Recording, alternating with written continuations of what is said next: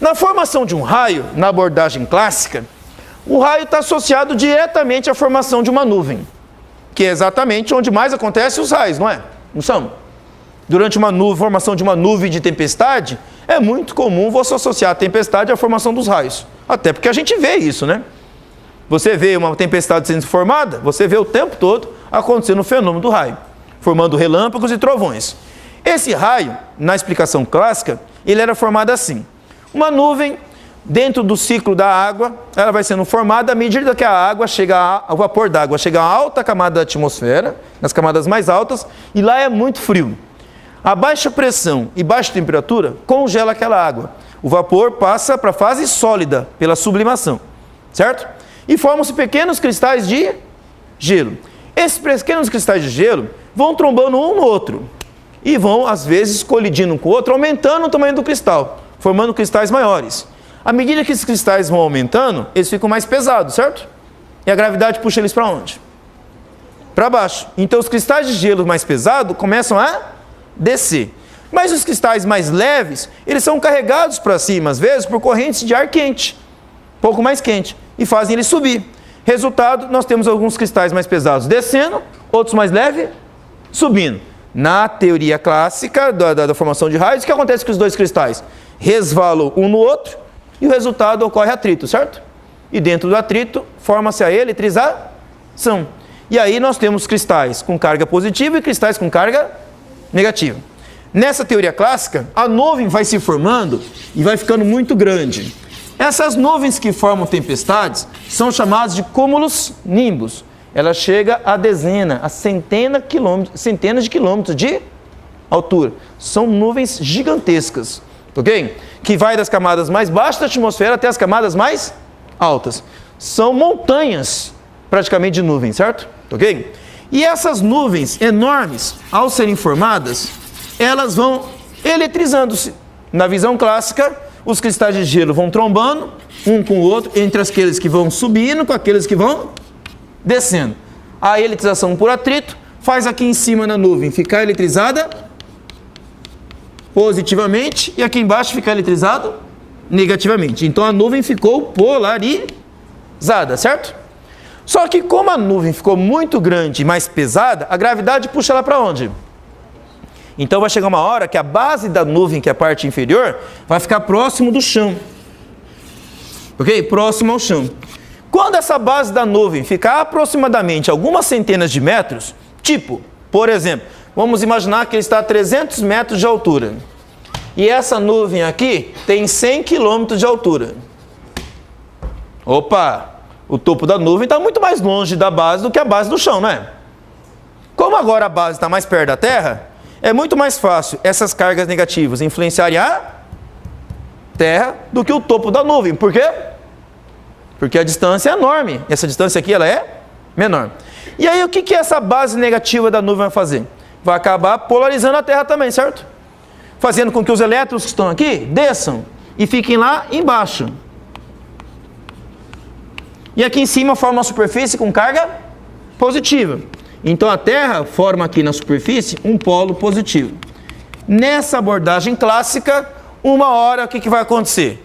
Aqui vai acumulando cada vez mais cargas negativas, enquanto lá em cima, positivo, bem distante da base, certo? Uma hora vai ter tantas cargas negativas aqui embaixo, e aqui em cima da Terra vai acumular tantas cargas positivas, que a atração entre a base da nuvem e o topo da Terra fique muito forte, certo? Mas os elétrons não são móveis? São ou não são? Como eles são móveis, o que pode acontecer uma hora com esse monte de elétrons? Descerem todos de uma vez, na forma de uma descarga, certo? Quando esses elétrons descerem todos de uma vez, forma-se o quê? Um raio. E aí tem-se a formação do raio. Ok? E a nuvem e o raio vai de onde para onde? Da base da nuvem para onde? Para a Terra. Esse jorro de elétrons que descem aqui pelo raio seria essa descarga elétrica. Ou seja, parece uma faísca, ok? De uma descarga elétrica que acontece entre um corpo negativo e um corpo positivo. Como eu disse, essa é a explicação clássica da formação dos raios. E até quando essa explicação foi válida? Até o final do século XX. Até a década de 90. Fala! Ah, a função do para-raio. A pergunta dele é qual é a função do para-raio. Um para-raio, ele seria uma ponte que você criaria entre a Terra e a nuvem, tentando criar um caminho mais curto para a nuvem. E foi exatamente o que Benjamin Franklin pensou lá no começo do século XIX. Ele pensou o seguinte: se eu criar uma torre metálica, por exemplo, ok? Que faça isso aqui, ó. Olha a torre aqui, ó. A torre tem uma forma de uma ponta, não é? Certo? Uma ponta é vantajosa porque ela aumenta a concentração dessas cargas elétricas. O que significa aumentar a concentração? Eu tenho mais cargas em menor espaço. E aí o que vai acontecer? Aqui vai ficar muito positivo. O que vai acontecer com essa distância aqui? Ela fica menor do que em relação à superfície da Terra. Essa distância aqui é maior e essa distância aqui é menor. Na hora que o raio vai procurar um caminho para chegar até a Terra, ela encontra o caminho mais curto. Então o que acontece? Você aumenta a probabilidade do raio acontecer nessa torre do que em relação aqui embaixo. Então o que o para-raio faz? Ele protege, porque ele cria uma região de maior probabilidade do raio atingir essa região. E os lugares em volta? Diminui a probabilidade. Então, como você tem maior incidência dos raios podendo acontecer na torre do que no entorno, o que está em torno fica protegido. Tá? Foi assim que Benjamin Franklin pensou. Uma teoria, na época, que gerou uma proteção que é usada até hoje. Os para-raios estão aí, no alto de casas e prédios, exatamente para proteger os raios. Mas não no sentido de evitar o raio. O para-raio não existe para evitar. O que ele existe é exatamente para fazer o raio cair nele. Então o para-raio, ele é um lugar que aumenta a probabilidade do raio cair nele. Tá? Entendeu? Então nesse sentido, o para-raio, ele protege fazendo o raio cair nele e não no entorno. Há algum tempo atrás, no começo desse ano, saiu no noticiário nacional de que o Cristo Redentor perdeu a ponta do dedo dele.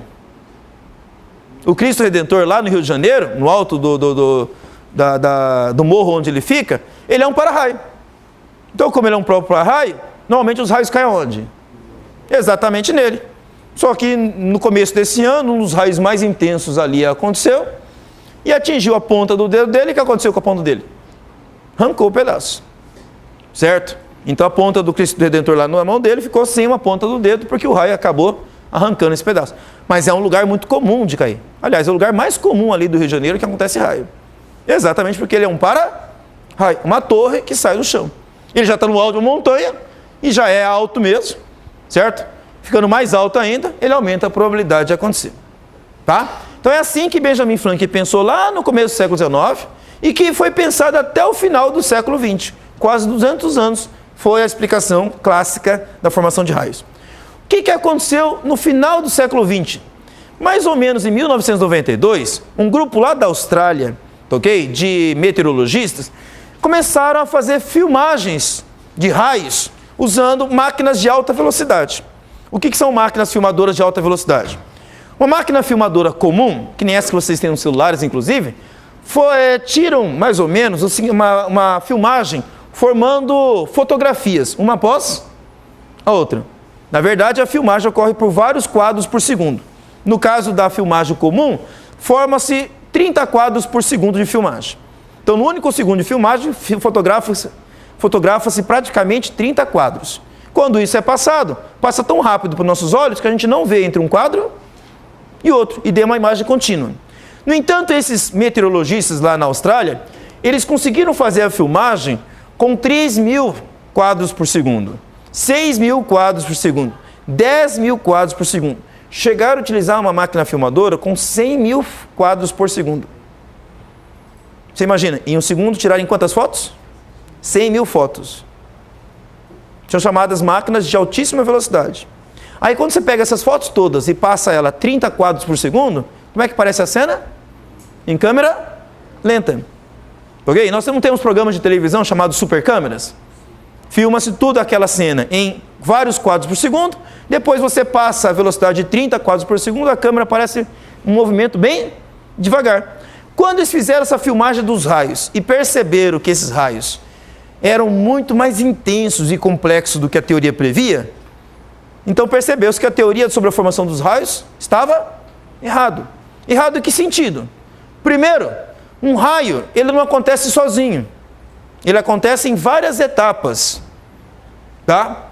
Uma das classificações que foram feitas dessas etapas são em 4 etapas. Na verdade, um raio não é formado de um raio só. Ele é formado de 4 raios.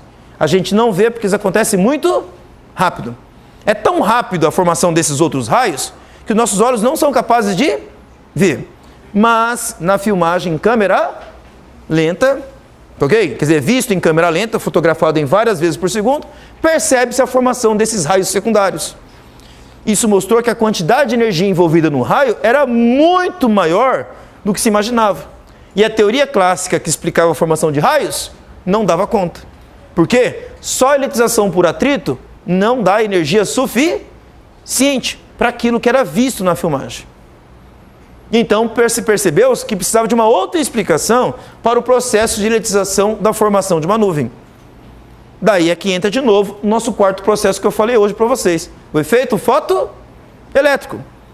Então, que maneira a nuvem pode ficar eletrizada também? Bom, como essa nuvem pode ficar muito grande, ela não pode chegar às camadas mais altas da atmosfera. Chegando a camadas mais altas da atmosfera, essa nuvem fica exposta à radiação do espaço, à radiação do Sol, à radiação cósmica que vem do espaço. E o que essa radiação é? Altamente energética. Como as radiações que vêm do espaço é altamente energética, e essa nuvem chegou às camadas mais altas, ela fica exposta a essa radiação. Como essa radiação tem muita energia, o que ela pode fazer com os átomos que compõem a nuvem lá em cima? Arrancar os seus elétrons. Se essa radiação atinge os átomos e as moléculas que compõem essa nuvem lá no alto da atmosfera, os átomos as moléculas de água e seus átomos começam a perder elétrons. E aí os elétrons começam a cair em cascata. Forma-se uma cascata de elétrons quando eles são energizados pela radiação cósmica do espaço. E aí acontece, um jorro de elétrons começa a descer. Resultado, o que aconteceu com a nova abordagem? A nuvem passou a ter muito mais cargas negativas. Tá ok? E isso se forma tão rápido, mas tão rápido, porque eu tenho radiação vindo do espaço, certo? Energizando a nuvem, que a nuvem, ao mesmo tempo que ela descarrega, ela já recarrega rapidamente, porque forma-se uma cascata de elétrons vindo do alto da nuvem. Essa cascata que vem descendo do alto da nuvem, consegue energizar ela rapidamente, e aí que você consegue ver um raio atrás do outro.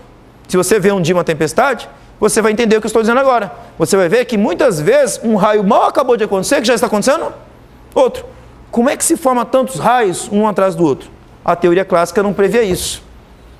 Se a nuvem descarregava, e era o atrito que gerava essa eletrização, é preciso um bom tempo depois para isso aqui voltar a ficar eletrizado. E a observação mostra que não é assim. Acontece muitos mais raios do que a teoria previa. O que foi necessário? Uma formulação de uma nova teoria, que explica a formação das cargas elétricas numa nuvem. A eletrização, hoje, segundo a abordagem mais recente, utiliza-se o efeito fotoelétrico para explicar como uma nuvem fica eletrizada.